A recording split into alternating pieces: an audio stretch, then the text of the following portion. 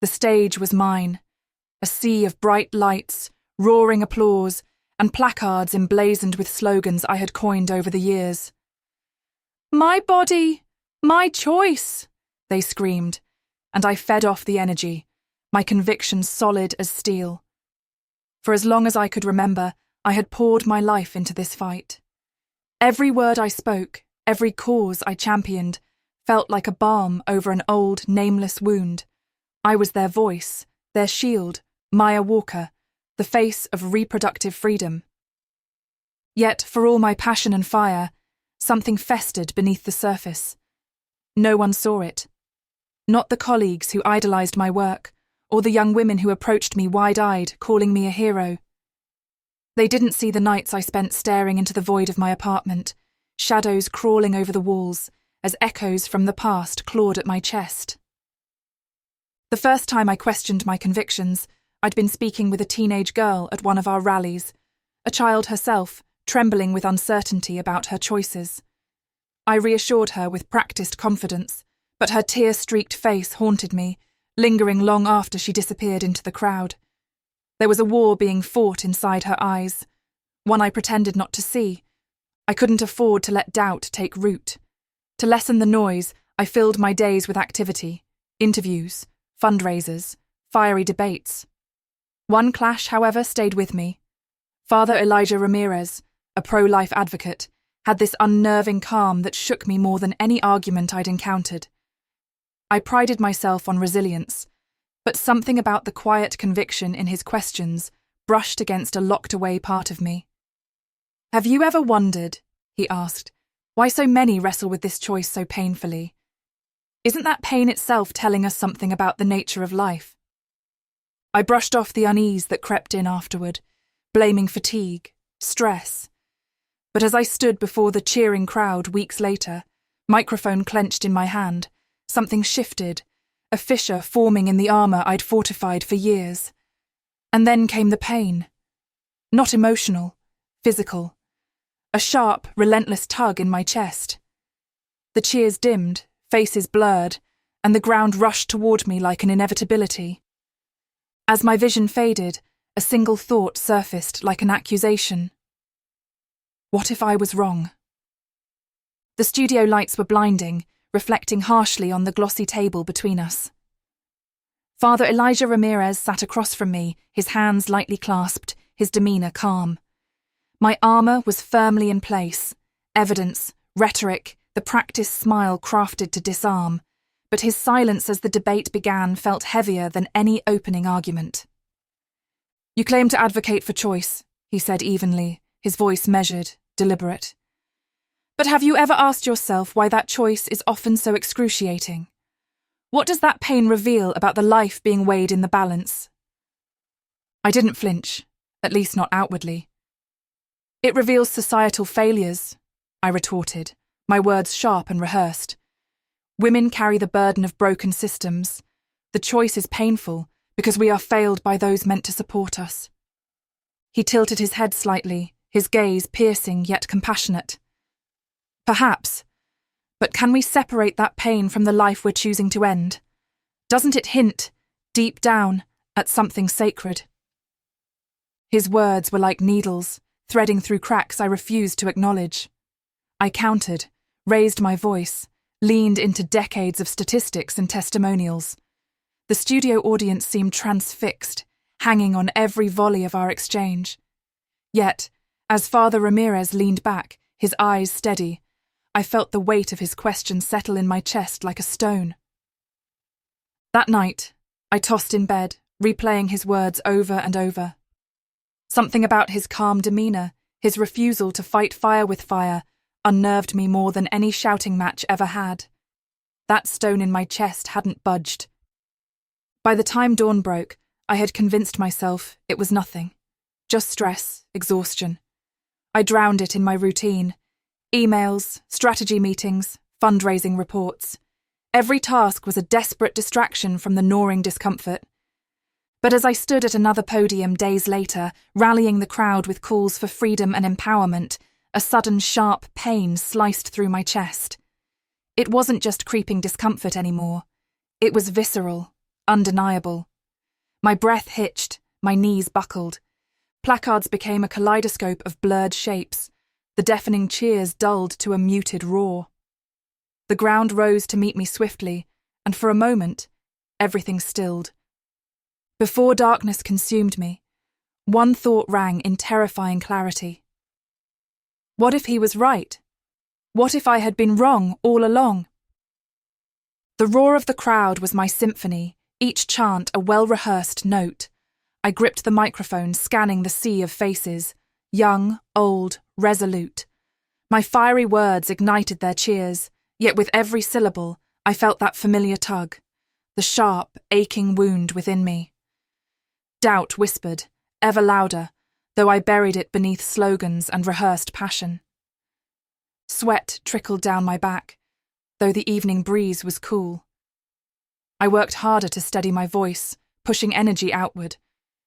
For years, I'd mastered this performance. My body, my movement, the crescendo of my speeches, they all masked the hollow space gnawing at my resolve. But tonight felt different. Heavy, as if the truths buried beneath my surface were clawing their way to freedom. And then it came. Pain. Sudden, searing, unforgiving. It wrapped around my chest like a vice, stealing the breath from my lungs. My vision blurred as faces smudged into indistinct shapes. The placards that had once breathed fire into me now swung out of focus, their bold slogans dissolving into mere noise. I dropped to my knees before I realized I was falling. The microphone slipped from my hand, crashing to the stage as gasps rippled through the crowd. I heard distant cries, voices calling my name, as my body gave way completely, the ground rushing to meet me. And then there was stillness. For a fleeting moment, panic reigned. My mind screamed for air, for escape, for control. But as the weight pressing on my chest lifted, a calmness swept over me that I couldn't explain. Familiar shadows darkened my periphery, the echoes of the past that had always haunted me. Only now, they weren't shadows. They were voices, faces. Each woman I'd consoled, each tear-streaked girl vanishing into the crowds, and beyond them, faces I didn't recognize. Tiny, unformed, yet radiating an incomprehensible light. I tried to breathe, but my body was somewhere far away. My world narrowed until only the light remained, pulling me like a tide. Calm washed over the fear, and suddenly I was weightless. Suspended. Something beyond me whispered, not in words, but in truth. And then came silence. Absolute. The sound of frantic voices swirled around me, muffled as though underwater. My body lay beneath fluorescent hospital lights, pale and unmoving, surrounded by doctors and machines. I floated above it, weightless, detached. It struck me with a strange calm. I was both there and not. It wasn't frightening, nor was it peaceful. It simply was. I watched as the doctors worked to pull me back from the brink, their words forming a desperate symphony that seemed unimportant now. My whole life I'd fought for control, for autonomy, for certainty. And yet, here I was, outside of myself, unable to do anything but exist in this strange in-between. The room felt impossibly small and vast all at once, the machine's rhythmic beeping the tether between life and whatever lay beyond. Then, the light came. At first it was a distant glow, soft and inviting. It grew brighter, warmer, until it filled everything, erasing the sterile walls and chaotic motion below.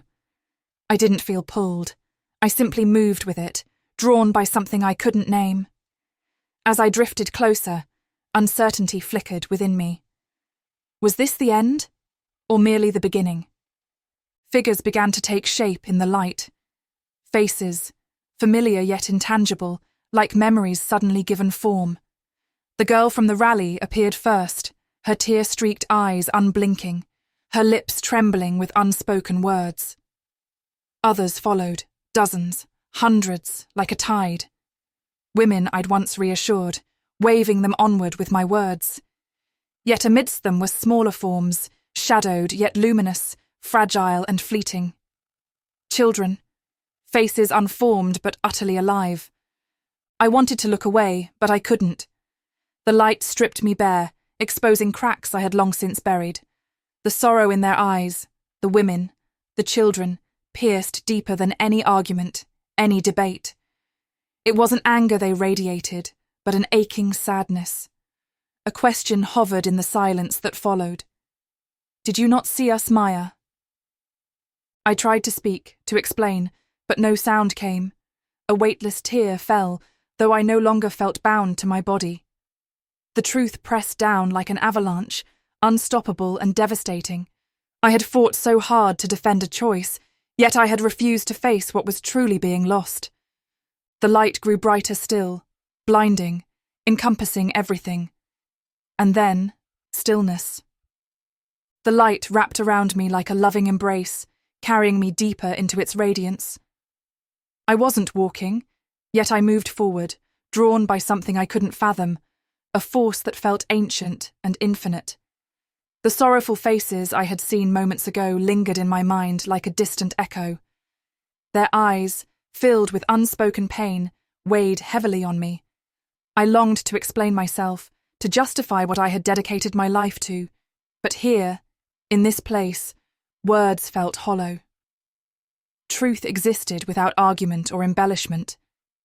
Then, the visions began. Before me unfolded a tapestry of breathtaking intricacy. I watched a single cell flourish into vibrant life, its division and expansion guided by precision, beauty, and care. It was no accident, no random chance. With each heartbeat, I felt the echo of a creator, an artist moulding something sacred. I saw colours I had no names for, light that hummed with purpose. It was extraordinary, and yet it filled me with a grief so profound I fell to my knees, or would have had I still possessed a body. Life.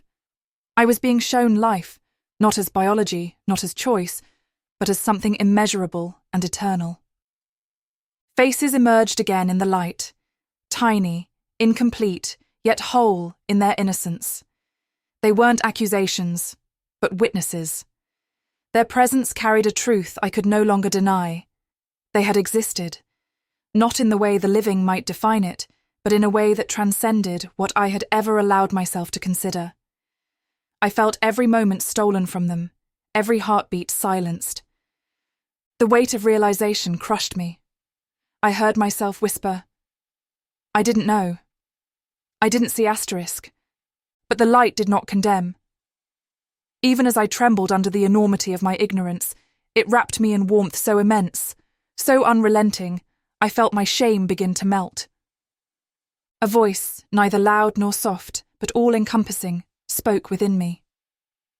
"You fought for choice, but you never sought the truth of life." Star, I wanted to scream, to weep, to beg for absolution. But all I could do was listen as the light whispered one final devastating question. "Maya, what will you choose now?" Star. The light shimmered, pulsing with a warmth that seemed to stretch into every corner of my being. And then I saw him. He didn't step forward. He simply was. His presence filling the space as though it had always been there. His gaze, both gentle and all-knowing, pierced through me, unravelling every layer I'd constructed to protect myself. There were no introductions. He knew me, deeply and completely, and in his presence, I felt simultaneously exposed and safe. "Maya," his voice resonated, not in my ears, but in my spirit. It carried neither condemnation nor anger, only love so profound it threatened to undo me entirely. "You've carried much, haven't you?" Something broke inside me. All the years of shouting over the noise, of silencing my own doubts, of defending my mission with religious conviction, it all came crashing down. I thought I was helping them," I stammered, though my words felt small and inadequate. "I wanted them to have a choice. I didn't know. I didn't—" He stepped closer, though no movement took place. His presence simply enveloped me. "You knew," he said, not harshly, but with unflinching truth. "You just didn't want to see. But I do not ask this to shame you, Maya. I want to show you." And then the vision shifted. The timelines of my life unraveled like threads, revealing every pivotal moment I had ignored or suppressed. I saw the teenage girl from the rally, standing before me, broken and trembling. I had offered her words, but I had refused to truly see her. Then came the faces, the tiny, luminous souls I had glimpsed before. This time, they weren't distant. They were close, close enough to reach, their light weaving through me like currents of wind. They weren't accusing, they simply were, infinite, sacred, and real. Tears streamed down my ethereal form as the enormity of it all crushed me. "I fought so hard," I sobbed. "I thought I was doing what was right." "You fought from fear," he replied, his tone tender. "Not love, but love is here now, if you will choose it." His outstretched hand glowed as if cradling galaxies. "Will you, Maya?" I hesitated, trembling, but this time I didn't look away. The light dimmed slightly, just enough for me to see. Before me, the radiance stretched infinitely, dividing into two realms, one a cascade of unimaginable love, the other a shadow of aching despair. I didn't move. I couldn't. My breath, or whatever it was sustaining me, hitched as I realized these weren't just abstract representations. They were realities. To my left, I saw a beauty so profound that it pierced through every sorrow I'd ever carried. The colours shimmered in hues I couldn't name, and the air itself vibrated with peace and joy. I felt my soul drawn toward it instinctively, like a child yearning for home. Within this realm, every face I'd glimpsed, those fragile, luminous children, danced freely in unfathomable light. They radiated wholeness, untouched by the pain of the world I'd left behind. Their joy was contagious, enveloping me in warmth I didn't deserve. But to my right, oh, the right, there lay a desolation that clawed at my core. Figures bent under the crushing weight of regret, faces twisted in eternal sorrow. It wasn't fire or brimstone. It was absence, separation, a void so total, so agonizing, that it suffocated every spark of hope. I saw shadows of lives that had denied love, choosing rebellion instead. And there, lost among the grief, were women I recognized. Activists, allies, friends. Their faces turned toward me, their hollow eyes filled with unspoken questions. I gasped as the truth hit me like a battering ram. The choices I had fought so hard to defend had rippled out endlessly, leaving devastation in their wake. I had been blind, so blind. Jesus stood beside me, but I hadn't noticed until now. His presence smouldered with both tenderness and authority. "You see now, Maya," he said, his voice steady. "Every life, every soul, is part of my creation. I gave you strength, passion, and influence, yet you turned away from the heart of what is sacred." Tears streamed down my being, my essence unravelling under the weight of his words. "I was wrong," I whispered, barely able to meet his eyes. "I didn't know. You sought to protect," he interrupted, "but you rejected my design. Will you reject it now?" His hand extended toward me, blazing with light. On the precipice of eternity, I faced the question that would define me forever. Trembling, I reached. Beep, beep, beep. The sound pulled me back, faint but persistent, cutting through the veil of my vision. My eyelids felt heavy, as if weighed down by the immensity of what I'd just experienced, or perhaps by the world I was returning to. When I finally managed to open my eyes, the sterile brightness of the hospital room greeted me. Machines blinked rhythmically beside me, their hum steady and indifferent. I wasn't alone. My sister, Olivia, sat in the chair nearest to me, her face etched with worry and fear. A fear I had never seen her wear so openly before. "Maya," she exhaled, leaning forward, her hand trembling as it closed around mine. I wanted to speak, to reassure her, but my throat was raw, my chest heavy. Words felt so inadequate after everything I had seen, everything I now knew. Still, the warmth in her hand tethered me, rooted me in the now, even as my spirit reeled from what I'd glimpsed just moments, or what felt like lifetimes before. "You scared us," she continued softly, her voice cracking. "You've been unconscious for over a day. The doctors, they weren't sure." Her words trailed off, the unspoken implication laced with grief. I glanced around the room. Balloons and flowers lined the windowsill, gestures from colleagues, supporters, maybe strangers. They felt distant, almost alien to me now. Closing my eyes, I tried to summon the strength to reconcile the enormity of what had happened. I had been so certain, so resolute. For years, I had made my convictions my identity. Now, my soul trembled under the weight of a certainty I could no longer deny. The truth revealed to me in that brilliant, shattering light. A memory flashed unbidden, his hand, outstretched, blazing with galaxies. A question echoing through my being. "Will you reject it now?" I swallowed hard, my voice barely above a whisper. "I was wrong."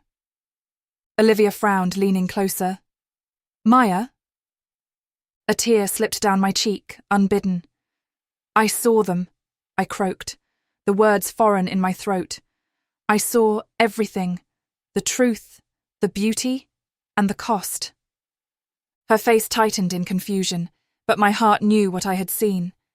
And now, I had to decide what to do with it. The cafe smelled faintly of roasted beans and vanilla, a comforting reprieve from the whirlwind of emotions I had been navigating since waking up. Across the table sat Rachel, my childhood friend, her green eyes studying me with a mix of concern and curiosity. She sipped her tea, hands steady, a small gesture that anchored me as my own hands trembled around the porcelain cup in front of me. "You look different," Rachel finally said, her voice soft but probing. I laughed, a broken sound that startled us both. "You have no idea." "Then tell me," she urged. "Start from the beginning." I hesitated. How do you put into words the collision of eternity with a lifetime of stubborn convictions?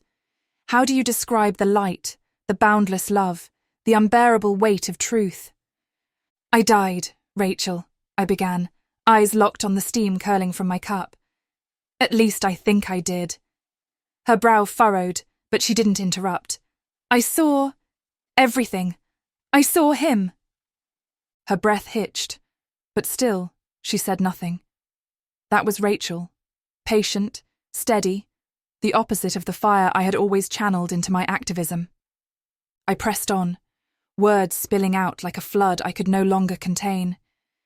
I told her about the visions, the sacred weaving of life, the luminous faces of the unborn, and the aching sorrow of the women whose choices haunted them. I told her about the hand, his hand outstretched, asking if I would choose differently now that I understood. My voice cracked as I described the moment I'd finally reached for it, trembling with repentance and resolve. By the time I finished, her eyes rimmed with tears. "Maya," she whispered, her hand finding mine. "What will you do with this?" The question lingered like smoke in the air, heavy and inescapable. "I don't know," I admitted. "I've spent my whole life fighting for something I now realize was incomplete, maybe even wrong. But I don't know how to undo any of it. How do I stand against a past I built with my own hands?" Rachel's grip tightened. "With love," she said firmly. "Start there." For the first time in days, I felt a fragile sliver of hope. The email notification dinged with a sharp, accusing chime. I hesitated before opening it, my hand trembling slightly as I hovered over the subject line. "Traitor to women everywhere." The message was long and scathing, filled with words I would have once used myself, to describe anyone questioning the cause. My eyes skimmed over phrases like self-righteous coward and abandoned your sisters. I expected anger to rise in me, a reflexive defense, but the only thing I felt was a hollow ache, a witness to the pain that fueled their words. I had faced backlash every day since my story began to spread. Where once my inbox overflowed with gratitude and invitations to speak at rallies, now it bore the brunt of ridicule and rejection. Social media was worse. Doctored images of me alongside cruel hashtags, endless threads dissecting my betrayal. "What did you expect?" Olivia said, her arms crossed tightly as she paced my kitchen.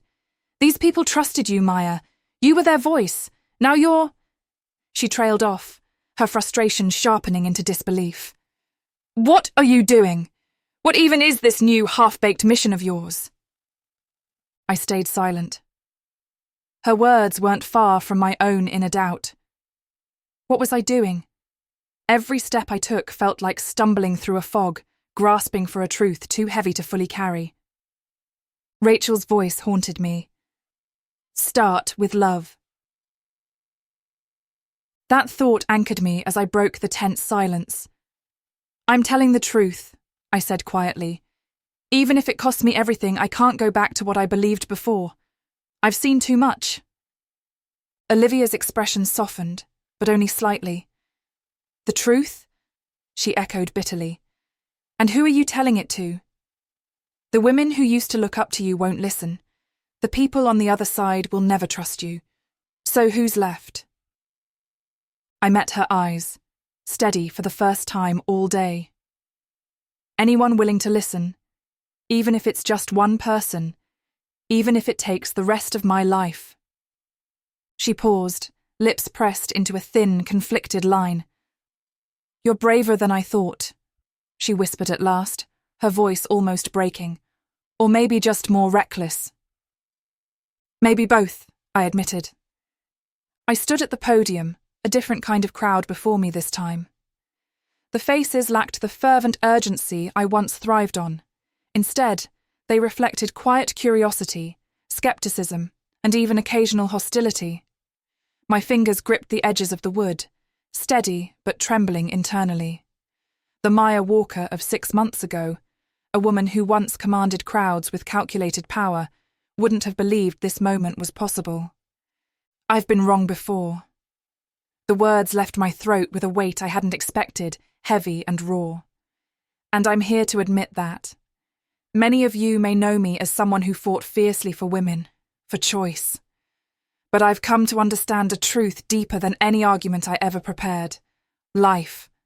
Life is sacred. A murmur rippled across the room. Even Rachel, seated in the front row, straightened slightly. "I wish I could tell you this change was easy," I continued, steadying my voice. It wasn't. I fought it. I screamed internally at what I saw, to be confronted by the enormity of what life truly means. My journey didn't begin in humility, but in heartbreak. For years I saw women in pain, searching for answers in a broken world. I thought I could fix that pain through choice. My voice cracked. But I was blind to the deeper truth. I glanced down, my composure slipping as I thought of the luminous faces, those tiny lives forever silenced, and the tear-streaked eyes of the women I had failed to truly see. The truth is, choice, without acknowledging the sanctity of life, isn't freedom. It's loss, disguised as empowerment. A harsh voice from the back called out, "And what about the women you lectured for years?" What now? My chest tightened, but I met their gaze. "I can't erase the past," I said firmly, "but I can live differently now. Starting here, by hearing your stories, by helping those in need, not through condemnation, but through love. The love I was shown. The love I didn't deserve." Stepping back from the podium, I breathed deeply. This was just the beginning of a mission I barely knew how to describe, but it was rooted in truth and grace. God will guide you, but I promise you this, it's worth it. If you've been touched by my story, if you felt a stirring in your heart, I encourage you to seek Jesus. Open your heart to him, and he will meet you where you are. Thank you for listening to my journey. If you'd like to share your thoughts or ask for prayer, please leave your name in the comments below. And if you're curious to hear more stories like mine, check out the videos on your screen now. Each one is a testament to the power of faith, grace, and God's unending love.